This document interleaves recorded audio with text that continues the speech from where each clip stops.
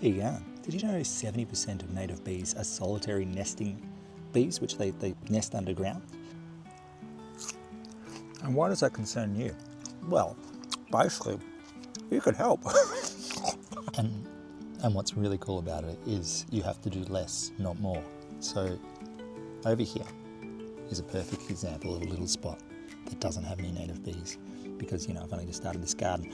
But it's a perfect section for native bees to kind of get into because it's got protection, it's got a full open area, so no mulch, and that's what they like no mulch. So in your gardens, when you're planting, make sure you leave sections that don't have thick mulch, because we've got the 70% factor, a lot of native bees.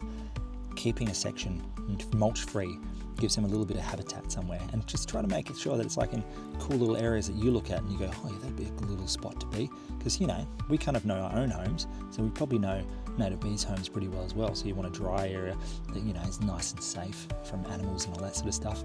And then in that section as well, instead of spraying and all that sort of stuff, your herbicides, your fertilizers, your mulches, all that sort of stuff. I know mulch isn't a spray, but instead of doing all that stuff, you just don't do anything there. That section is dedicated to local bees. That's it.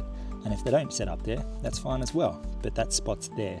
And as you build your garden up, that there's these little sections that native bees can be. And if you're planting their plants and stuff, they're going to go to those areas. They will eventually be there.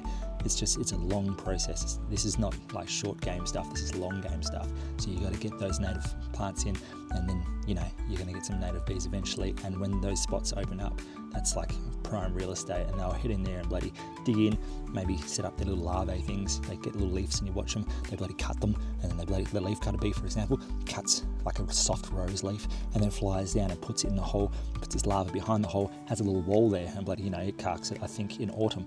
But you get all that cool shit happening, you know what I mean? Not for the female bee that carks it, that's not too cool for her, because she doesn't get to see her young grow up, and that's kind of sad. You kind of picture like that little baby leafcutter bees getting taught soccer and all that sort of stuff, and they don't get to do that, so that's kind of unfortunate. But just leave a little section like this